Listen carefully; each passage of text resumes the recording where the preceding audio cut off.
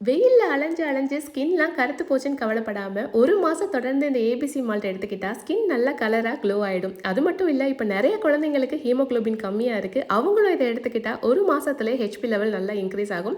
இதுல நட்ஸும் இருக்கிறதால ஹெல்த்தியான வெயிட் கெயினுமே இருக்கும்.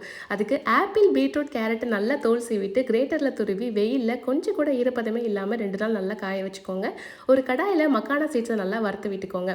இப்ப அது கூடவே பிஸ்தா, பாதாம், முந்திரி, ஃப்ளேவருக்கு ஏலக்காய், டைஜஷனுக்கு சுக்கு சேர்த்து அதையும் நல்லா வறுத்து விட்டுக்கோங்க. வறுத்த எல்லாத்தையும் நல்லா ஆற விட்டுட்டு மிக்சர் ஜாரில் பேட்ச் பை பேட்சாக சேர்த்து அரைச்சிக்கோங்க. இனிப்புக்காக சுத்தமான பனங்கற்கண்டை சேர்த்துக்கோங்க. அரைச்ச எல்லாத்தையும் அகலமான பாத்திரத்தில் சேர்த்து நல்லா ஒரு சேர கலந்து விட்டிங்கன்னா சுவையான ஆரோக்கியமான ஏபிசி மால்ட் ரெடி.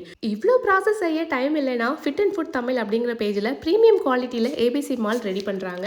இவங்க சூரிய ஒளி கூடாரத்தில் எல்லாத்தையும் காய வைக்கிறதால இதோட நியூட்ரிஷன்ஸ்லாம் நமக்கு அப்படியே கிடைக்குது. இவங்களோட வெப்சைட் அண்ட் வாட்ஸ்அப் நம்பர் ஸ்க்ரீனில் கொடுத்துருக்கேன். உங்களுக்கு வேணும்னா கண்டிப்பாக ஆர்டர் பண்ணிக்கோங்க.